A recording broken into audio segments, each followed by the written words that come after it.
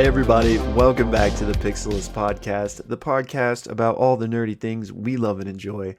I'm Will, that's Jeremy, and today we're going to be talking a little bit of Critical Role Campaign 3.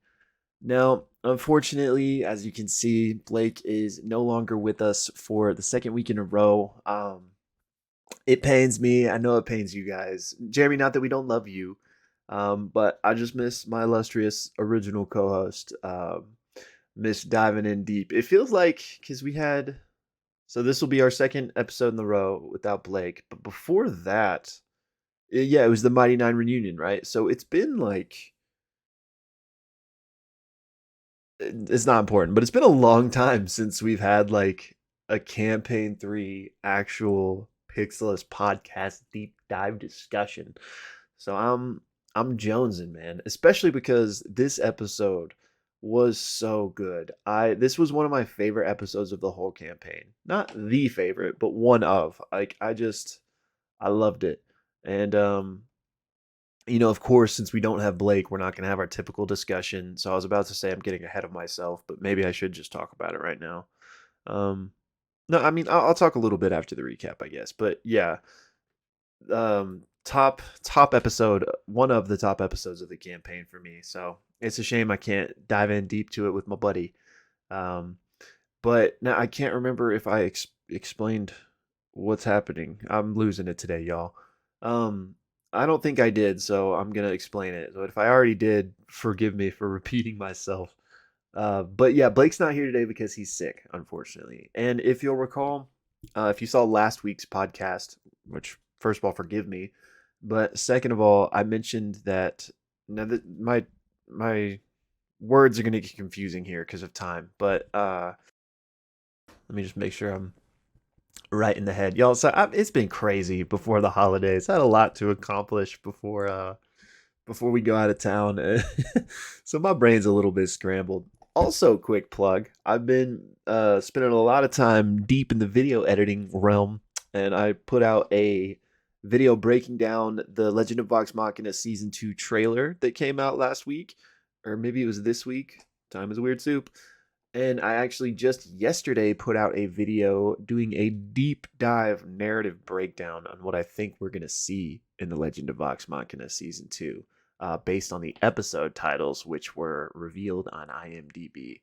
Now, if you're into Vox Machina, which I assume you probably are if you're watching this channel, definitely give those videos a check. But if you didn't see Campaign 1, I would recommend staying away from the deep dive narrative on the episode titles because that's going to have massive spoilers. Um, so check those out, like, comment, and subscribe, all that jazz. Anyway, where was I? I got way off track. So anyway, if you saw last week's podcast, I mentioned that there was no episode this week, aka there was no episode of Critical Role on the 22nd of December. Turns out there is. So that's why we originally thought we would have more time to record this current episode that you're receiving right now.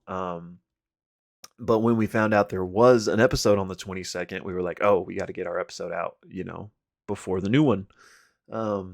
So we were scrambling to find a time we were both free. And then we did. But Blake got sick, and he's still sick, unfortunately. So that's why we're getting another episode of good old Jeremy. I know y'all love him, so I know everyone's probably just secretly excited that he's back. But Blake, we do miss you, and what if I just broke out into song? Just want you to know. You can tell, guys, I'm lost without Blake. Clearly, like, what am I doing right now? What am I talking about? I don't know. Oh, I'm not operating on much sleep. Anyway, before this descent into madness gets any more embarrassing, let's actually talk about what we're here to talk about. Critical Role. So again, the song and dance since we just had this happen last week, but this won't be a normal episode. We'll basically just do the recap. But like I mentioned, this is one of my favorite episodes of the campaign, so I'll probably give a quick 2 to 5 minute spiel on the episode once we're done with the recap. But then yeah, we will have a quick short one, but good news is we do have an episode this week, so I'm excited for that. It'll be the last one before the end of the year. And I mean, obviously, I don't want to jinx myself, but presumably, hopefully, our next podcast on that episode will be back to normal. The dynamic duo reunited. So we can all be looking forward to that in the new year. And holy crap, this is going to be our last episode of the year. Well, maybe not. Hopefully not. But our last Critical Role episode of the year, for sure. Okay, the ramble machine is nearing its final stop. Let's jump into the recap. So if you're new to us, if you're new to the channel, we're the Pixelists, me and this green stuffed animal. The channel is mostly my descent into madness, but we also talk about Critical Role. So in our podcast, we cut out a recap every week and we host that separately on YouTube for your viewing convenience. So if you happen to find yourself on that recap right now and you're interested in hearing the full podcast where we discuss Critical Role, we theory craft, all that good jazz, then click the link below, check out the channel. You might find some things you like. Um, but without further ado, let's jump into the recap. So, episode 42 of Campaign 3, The City of Flowing Light. Alrighty, so we pick up with Bell's Hells having completed their long rest after the events of Chetney's trial with Sayadon and the streaking that followed. They wonder if Chet's actually a member of the Gorgine now, and Annalyn says that he's a member of the Orders, but if he wants to be an official Gorgine, he needs to come back and train with them for more than a couple of days.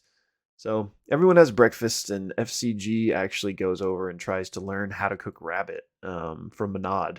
But meanwhile, Imogen messages Xandis and tells them to come pick him up and gives a quick description of the area they're in, so they have a better chance of finding him. Laudna then goes to Fern to get her to teach her how to cast fire spells. They have a bit of a practice session, which ends with Laudna burning a decent chunk of the nearby forest and a few eyebrows.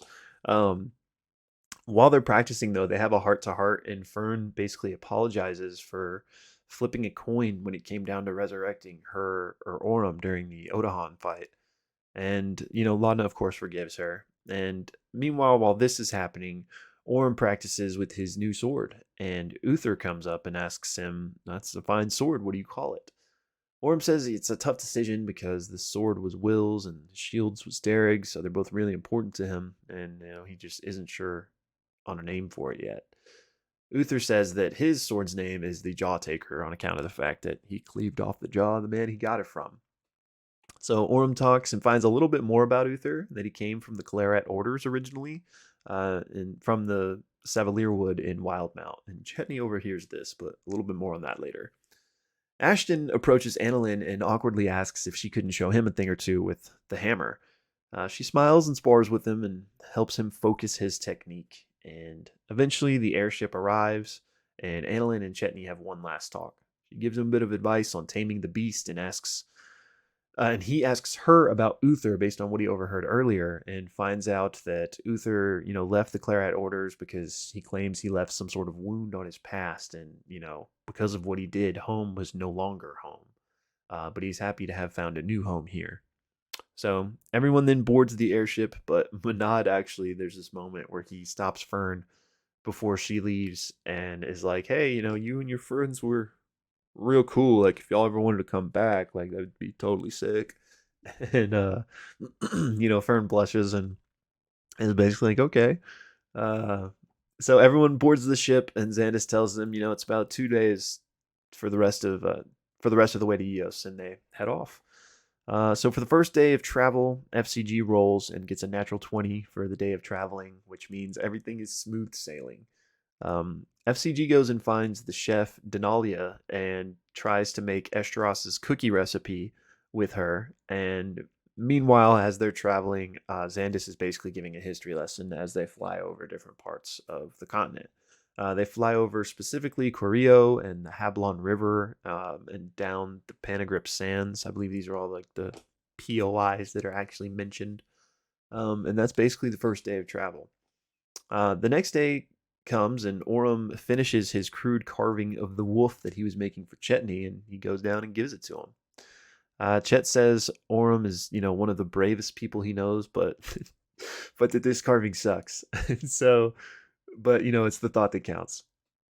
So, he also gives Orem one of his chisels for future projects, and Orem then shows Chet like the capabilities of his new sword. I mean, same sword, new capabilities, but probably just gonna keep calling it new sword for clarity. So he shows it to him, and he actually tells Chetney that he has named it, and it is Seedling, the Wayward Pilgrim. So they have a nice little moment. So Fern actually is the one rolling for this next day's travel, and she hits an 11. There's no major incidents, so just the weather's a little bit worse. Xandis again is pointing out things. He points out the shallow lands. They're like this rough and tumble area that's full of lots of crazy elemental magic. But then they're approaching Eos, and there's a very enormous lake ahead, Lake Coron, which is the center of Ashanador and what Eos is built upon. Xandis always also points out Aruat, I think that's how you say it, a fishing village, and eventually a massive cluster of buildings and lights come into view, and it is the city of flowing lights. There are bridges connecting all certain parts of the city, and there's like this three-tiered like lake with waterfalls that basically everything is built upon, and all the lights from the city are reflecting gorgeously off the water, and that's why it is called the City of Flowing Light. Everyone is thinks it's absolutely gorgeous. And as they approach, they go into the Lake Cap Skyport lounge and dock. And the party head off the dock and try to decide what to do first. And that's actually where we go to break. So, Jeremy, are you feeling up for tackling the second half? Yeah. All right. Go for it, buddy. All right. Good job with the first half. So we pick back up with the crew arriving, and they're being greeted by Port Captain Lirios, a half-elven woman who asks what their business is and how long they all be staying. And Imogen tells them they're here to study. And she finds out that it's 50 gold for the week or 10 gold per day to dock the ship. So Imogen pays for the week, and Xandis takes them all into the lounge. It's nice there, and there's several games a chance to play, so party decide to stay here for the night and kick back. Ashton gets everyone some drinks, and they begin to look around.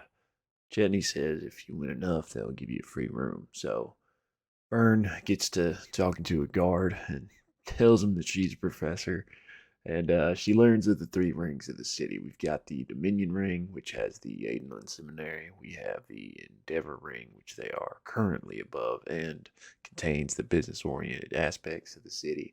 And finally, we have the Venture Ring, which is more urban and has the fishing docks. The gang then decides, well, why don't we do some gambling? And Laudna has this idea with Chetney to try and cheat using pate, but group ultimately decides that it's probably not a good idea since they just got there and don't want to bring too much heat on themselves. So they decide to just do some regular old cheat-free gambling. Now, there's a couple games here that are on offer at the lounge. We've got the Griffin's Wall, which is a dice game that basically akin to blackjack. You're trying to get to 21 without going over, and Fork of the Storm, a card game that's still played with dice, but it's more akin to Texas Hold'em. Each player can roll a dice, a D8 to be specific, and they hide the number. Then everyone rolls a D6 in public, and finally a D4 in public. Now, between each of those dice rolls, there is a round of betting, and whoever has the highest total at the end wins. So, the party starts with Chet, Fern, and F.C.G. Playing some Fork of the Storm, and F.C.G. actually casts Divination to decide how he should gamble, and that's a spell that costs 25 gold just to cast. And the Changebringer tells him to fold. So, for the sake of brevity, Chetney actually ends up winning here, a pot of 654 gold, 80% of which he gets to keep. He tells the dealer he wants the presidential suite and is told to talk to Freya about the rooms. Then we have Imogen, Laudna, Ashton, Orem, and Chetney go play around at the Griffin's Wall. And every single one of them wins against the dealer, with 4 of them getting exactly 21. Meanwhile, Fern and F.C.G. go speak to Freya a bit about getting a room, and F.C.G. tells her they want a really nice one, and Freya says that'll be 12 gold. F.C.G. then brings up how Chetney said you can sometimes get a free room, so he mentions they're spending a lot of money and they should be given the royal treatment. And he casts fast friends on her. She rolls a natural 20, unfortunately, so Fern suggests they just pay and tell Chetney they got it for free. She then tips Freya 5 gold and asks if Chetney asks to please tell him that the room was comped. They return to the rest of the party, and we have another round of the fork gambling game. So the dealer ends up winning this round, but F.C.G. lets everyone know, hey, at least we got the room comped, and everyone actually inside checks this and knows that they're lying, except for Chetney. The party is then approached by a Mr. Landon Crayshaw, a United gentleman, which is a half orc, half elf, who identifies himself as a host of the city. He can take you around and guide, help the party with anything they may be looking for. Party tells him they're traveling troop visiting the city, and Orem puts on a little Cirque du Soleil performance to help sell it. Imogen casts detect thoughts on Landon and finds that he's extremely impressed and super excited that he got to this group first. They find out he's 5 years out of college where he studied carpentry, and this, of course, excites Chetney. And they find out that it's 5 gold for a half day of his guidance and 8 for the full. The party decide to meet with him in the morning, and Chetney decides he'll give him a little test on carpentry, and if he fails, there will be a penalty to pay. The party then head to their room, and it's very nice. They decide to order shrimp cocktails, and Ashton at one point calls Pate over and tells him that while inside Laudna's head, they saw the birth of Pate and that they all really care about her and will keep her safe. Pate agrees, and Ashton looks him deep in the eyes and says, if that's Delilah in there, I will murder you if anything happens to Laudna. Pate's a bit freaked out by this, but Laudna says that's just how Ashton makes friends. Imogen then goes to take a bath and closes the curtain, but she then casts invisibility on herself and jumps out the window, casting fly and soaring over the city. She then casts sin into her mother, telling her she's in Eos and asking if she is. Her mother responds and says that Imogen should stay there to stay safe, to stay away from her. Imogen says, I can't. I'm getting swept up in this, regardless if I stay away from you or not. And her mother responds, saying, I've given up so much to keep you safe. If you run toward me, you will definitely be swept up in it. Imogen then spends a bit longer flying outside Eos before she returns to the room, and everyone finds a night's rest. They wake up the next morning and go over their to-do list. We got Lord Preston Drodelon living here, Evanhold Kai, and of course, Imogen's business at the seminary. So the group goes and meets with Landon, and he guides them to the seminary, pointing out all the local points of interest along the way. They learn about the city and, of course, see a lot of its beauty. They learn that the Fairy Guild is run by Sarah Bundin, and Landon also points out that there's lots of reconstruction happening here in the city, rebuilding parts that were damaged during the Apex War. At the Tri-Bridge Plaza, there is a large statue of an Orcish warrior, exemplar Mani Drogodon. He also points out a couple of shops to the party, Trudge the Glimmer and Traverse Rarities. He points out that the Northern Dominion Ring is the most erudite part of the city and includes the palace, the seat of valor, home to the court of the Lambent Path, and also the Rose Marble Amphitheater and the Cobalt Saw Library, and finally the Aidenland Seminary, a massive castle all connected by walkways, possibly the greatest college in all of Exandria, has a strong rivalry with the Terratel Conservatory. Landon approaches the seminary and tells him that he cannot go with them inside, but he will wait outside if they would like to retain his services, which they do. As they begin to walk in, they hear a bit of a commotion above them and look up to see an avian creature with cloudy eyes and a hooked beak looming over them, and it immediately swoops towards F.C.G., and that's where the episode ends.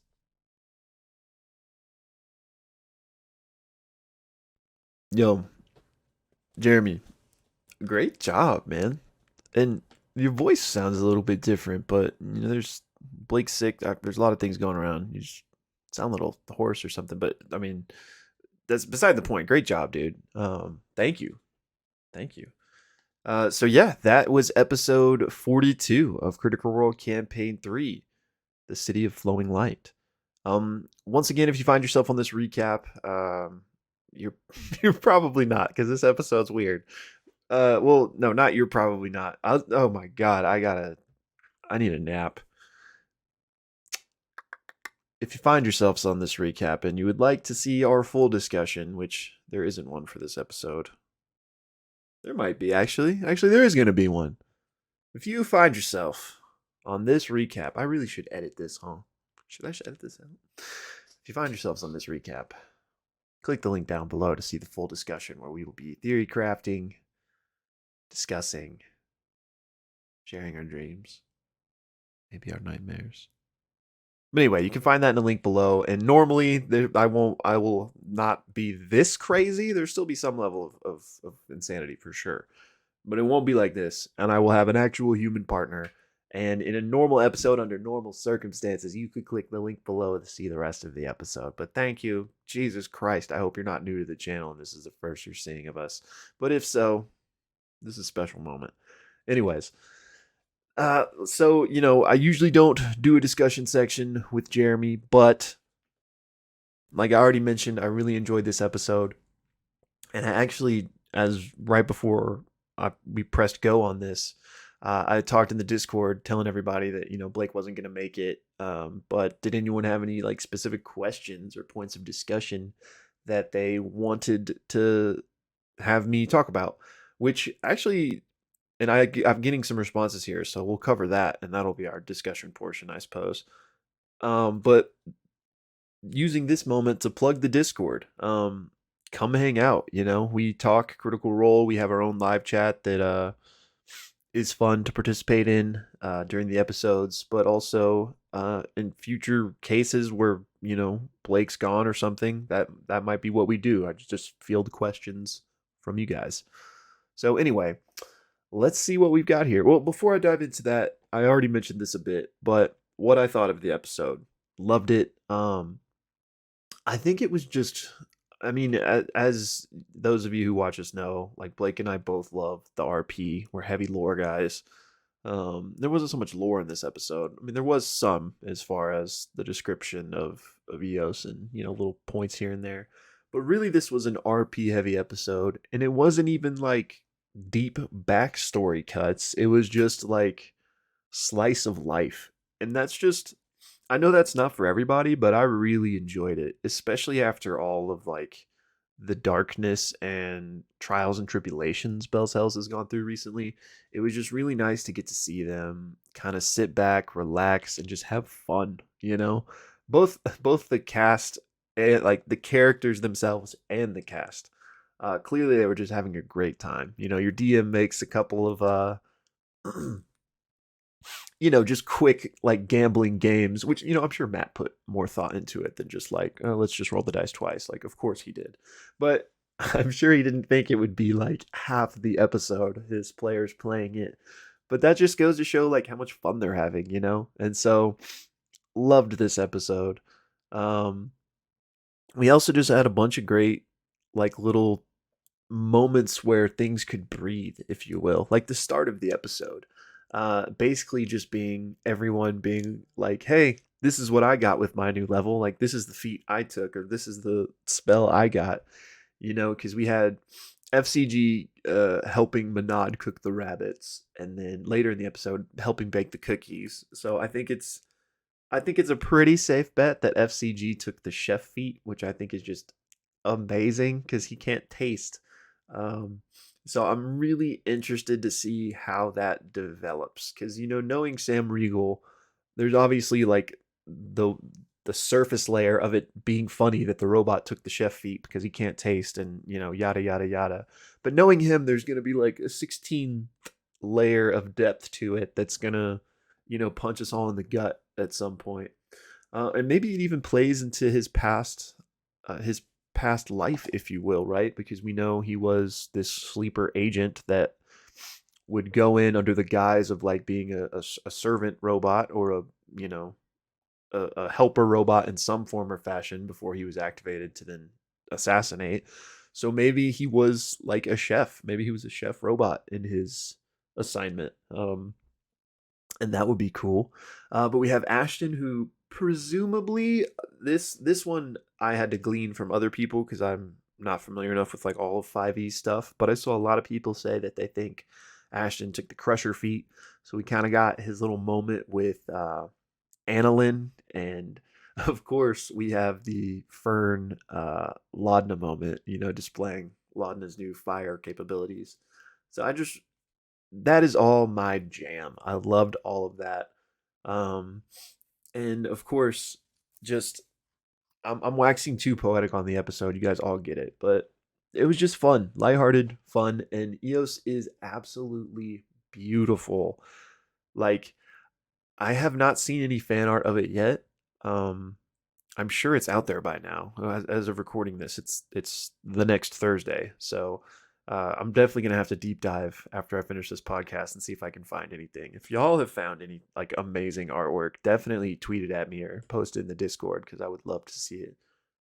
But yeah, I when Matt was describing it, I was like, man, I hope Critical Role Land one day is real and somehow has some sort of VR EOS experience ride that I can go on because it was just magical. And of course, it's literally snowing here right now. So I don't know, even though EOS isn't like winter vibes, I just was imagining it that way. And I was like, man, the lake all frozen. Like, how cool would that be? It just made me happy. So hated the episode, clearly. And the only other things that I wanted to make sure to talk about before I dive into what people are saying on the Discord is oh, the appearance of Shithead at the end. What a freaking curveball! I so we know that F.C.G hates this bird, right? He mentioned it. They had I think the longest discussion he had about it was with Travis that one night. I don't remember what town they were in, but he and Chetney stayed up late talking about it one night, and that's when we found out. Like, they called him shithead, and it was just a bird that always picked on him. Um, Back when we found that out, that was before we knew that FCG was the one who murdered his whole family, or Dancer and his other robot brothers and sisters, right?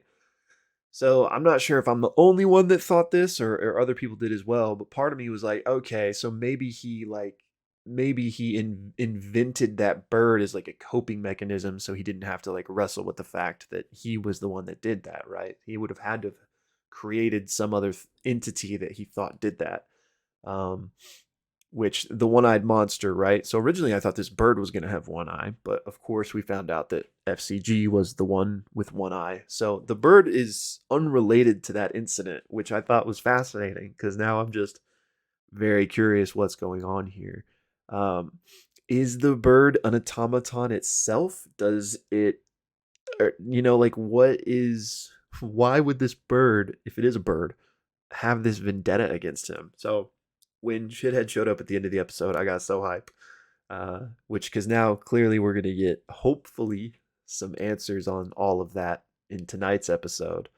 Um, so really looking forward to that, and that was just a super fun cliffhanger to end what I thought was an amazing episode.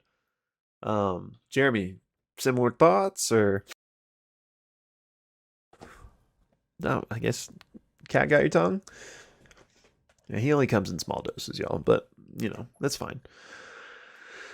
All right, let's see at what we got here. So Ness is saying, I thought Fern's scene with Laudna was extremely interesting. At the beginning of C3, she's always seemed a bit detached from whatever's going on, but it's been clear since Laudna's death that she's been carrying that guilt very heavily. She wanted to throw away FCG's coin. When she was dripping, she asked the chainbringer beetle about the coin flip. Yeah, yes, 100%. I'm so glad you said this because I wanted to bring that up as well. Um, so that moment in their little heart to heart when Laudna and Fern were practicing together, I was having the same feelings, and it made me think that for sure Fern did not actually like flip. Well, she did actually flip the coin, but she didn't actually like listen to it. Um, I mean, maybe the coin landed up Orem, and so she resurrected Orem. But I think the coin was irrelevant if that was the case, and that potentially the coin landed on Laudna and Fern, went the other way. Which I'm pretty sure we've talked about this back when that happened on the podcast. But that little moment cemented it for me that she definitely like is feeling guilty because she was gonna res Orem either way, right? So yeah, Ness, I really like that you point that out because we are kind of getting cracks in the veneer, if that's a fair way to say it. So I'm really looking forward to when maybe that full on reveal comes out if she like confesses that she just chose Orem. But clearly Laudna, I don't think would be that upset by it. I mean, she forgave her here in this moment, even though Fern didn't really need forgiveness based on what Laudna thinks happened. But I don't think Laudna would be upset, but I still think that would be an amazing moment when that if that happens. All right, what else we got here? All right, we've got a message from Rose. Let me read this one out. Trying to think back to all that happened. There's of course all the character interactions and the conversations. Fern and Laudna, that convo with Laudna being revived was long overdue. And like Ness said, I think Fern's side of things was also very interesting. The training sessions, Fern teaching Laudna fire magic, Ashton leveling up their skill, F.C.G starting to cook and bake, and whatever abilities they got are interesting too. The convo between Orem and Chet. Oh, yes. Okay, there's more, but I'm gonna stop and talk about things when we get to them. So yeah, that I loved that moment. That was so big because that was one of the first times I feel like that Orem has really opened up. Now there have been a few times at various points in the campaign, but since they're so few and far between, they like really stick out. So that just like melted me because of course it was with our big softy Chet who likes to put up the rough exterior, and I love that Chet was like he responded to that vulnerability with empathy and with like understanding, whereas it would have been so easy to like make a joke or just anything, right? But he took in that moment with the respect that it deserved because he knew like that was a big thing for Orem to be sharing with him. And obviously just the name itself was so cool, Seedling the Wayward Pilgrim. um a lot to unpack there. I feel like Orem, has always been the quiet one, kind of is wrestling with his own set of demons. I think that moment with the wild mother really like meant a lot to him, clearly. Cuz he's had a lot of tragedy and trauma in his life, right? Especially in the most recent years. So I could imagine that maybe he had kind of started to stray away from the gods. I don't know if he like ever worshipped the wild mother before all that tragedy or not, but I definitely felt this like sense of like renewed purpose and invigoration from him. um and the wayward pilgrim, I assume he's referring to himself, because maybe whether he was really religious or not before doesn't really matter, and not that he's super religious now, but I think he is that wayward pilgrim that is now finding his way back. And also the sword itself was just so cool. My man's Spider-Man, Indiana Jones, and people now. But yeah, love that moment. All right, let's see. Continuing with Rose's comment, we have, and of course, as an Ashton fan, gotta love the Ashton and Pate interaction. Oh my gosh, yes! How am I forgetting these things? Okay, yeah, I wanted to talk about that too. Let me finish your comment about it first, though. Ashton bringing up the possibility of that piece of Delilah being within, watching through Pate, and their subsequent threat to Delilah Pate. Not sure if you also watch Four Sided Dive, Will, but I really feel like what Tal has said about Ashton starting to let himself grow close to the group and learning how to people slash how to approach that kind of stuff again because it's been a while. All that stuff has been really showing in this episode and recent other ones. 100% agree. I've been loving this Ashton kind of character growth among like the last 10 or so episodes. Um, and yeah, that was another one of those moments that just like really got me because um, one, it was just a cool insight that I hadn't even considered before now. The fact that like the piece of Delilah that remains might be what's in Pate. Especially because we get uh, that very telling turn of phrase that Pate used, which was basically like, and I'm just paraphrasing here, but if she goes, I go, which is exactly what Delilah said. Um, yeah, very, very interesting. And of course, I just love Ashton being like, yeah, I'll fucking kill you. So, gotta love that, like, big protector energy. Um, which if Blake was here, and I don't think, let me preface this by saying I don't think anything romantic has to be connected to that at all. That is totally just like a I love you, even if it's just like a friendly way, could 1,000,000% be that, and I think is that. Um, but but I think there's at least the possibility of there being some like romantical emotions behind that as well. Which I just mentioned that because Blake, in the Hellcatch Valley episodes, first mentioned he kind of felt some sort of vibe in an Ashton and Laudna scene, which I had not picked up on. But so now I'm starting to view things through that potential lens when we get different moments between them, and so I could see it. I still personally am not like shipping that theory. Shipping was not the right word to use. I'm still not like behind that theory, but it at least there's some arguments to be made. Um, so yeah, fantastic moment. All right, continuing on here.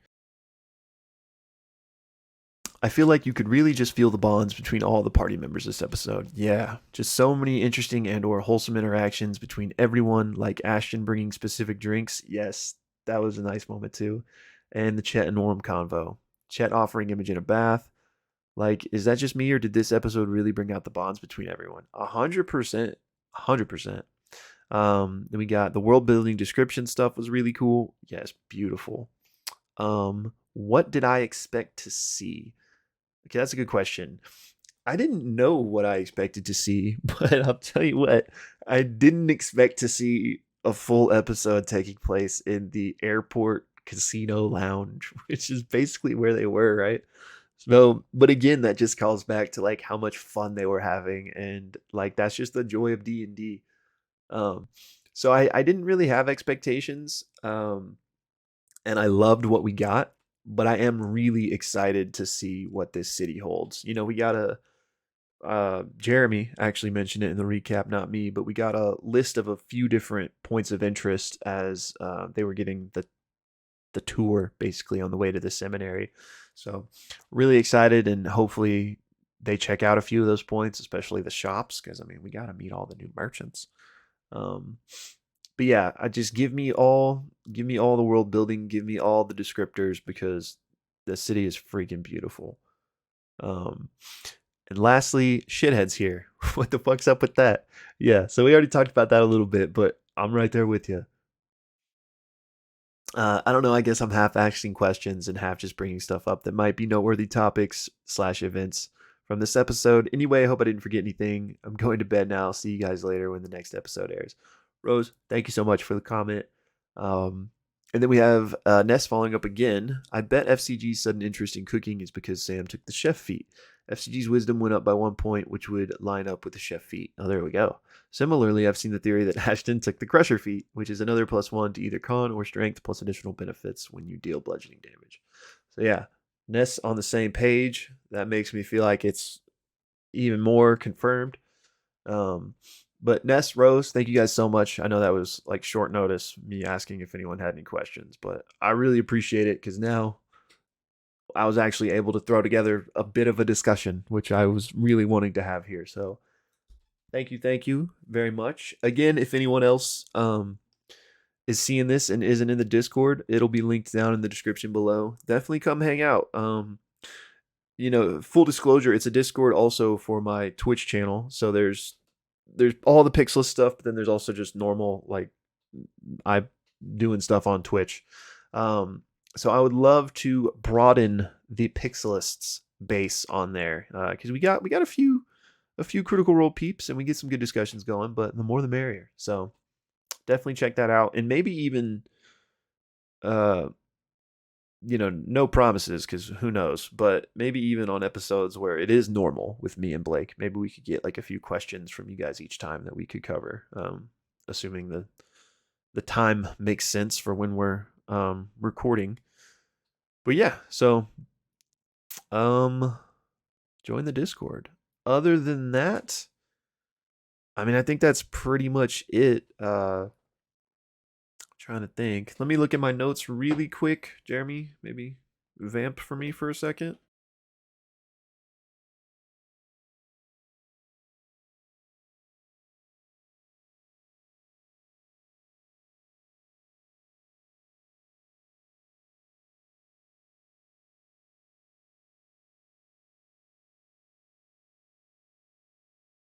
No, I mean, we pretty much covered those big things I wanted to talk about. I one thing I do hope we see while we're here though is I would love to see another interaction with Lord Preston. Which again, if you guys didn't watch campaign one, slight spoilers, but we talked about this back when he first showed up. But he's from campaign one. He's actually the Lord of the Quad. Well, now I just got worried that I was confusing two people. I don't think I am. So anyway, this was the guy that was Lord of the Quad Roads, thanks to a wish from the Deck of Many Things. So I really don't think we're gonna, be diving too deep into that character, but it would be interesting to see him again, just to see if we can figure out any more about like what his life has looked like between then and now. Um, but yeah, y'all, again, thank you for bearing with me. Sleep deprived, talking to a stuffed animal. Will is a rare version, but hopefully a version that's bearable nonetheless. I'm excited for tonight's episode. Again, it's the last episode of the year. Hopefully, we get some interesting answers to some questions in F.C.G's backstory. It'll be interesting to see what the cliffhanger is for this episode, since it'll be a couple weeks. I actually don't even know when Critical Role returns. Um, Again, hopefully we'll be for our podcast on the episode that's airing tonight. Hopefully Blake will be back and we'll be back to normal. And he's sick, and obviously we got all the holidays coming up and then the New Year's. So I don't know that there will be another episode from us before the new year, but we have a couple ideas and I'd like there to be. So even though it won't be Critical Role related, keep an eye out for maybe another episode before end of year from us. Again, would super appreciate it if you checked out the two videos I posted this week about the Vox Machina Season 2 trailer and the narrative breakdown based on the episode titles. Again, steer away from that latter one if you didn't see Campaign 1, because it does have heavy spoilers. But all the likes, the comments, that really helps with the algorithm. And those videos where I like actually have to video edit them and stuff take a lot of time, and I'm still learning. But so like any engagement on those to help them at all really means a lot. And other than that, y'all, I hope you guys have a wonderful night. We all can enjoy some Critical Role together. I should be in the Critical Role live chat channel in the Discord tonight. I got to do some packing and some Christmas shopping, so I won't be as active as like normal in there, but I will pop in. So if anybody wants to chat during the episodes, come hang out. But y'all have a fantastic rest of your holiday season, no matter what you celebrate. Hopefully you have a fantastic new year, and just thank you so much for being on this journey with us. I, you know, I love talking Critical Role, which is why I made this podcast, and I now have Blake to talk about it with, but more importantly, I have all y'all to talk about it with, especially when he who shall not be named. Jeremy, I'm just kidding, dude. I love you. But especially when Jeremy's the only one here. So thank you, thank you, thank you. Um, that's all I got, y'all. Have a good one. Oh, thumbnail. That'll be it right there. Bye.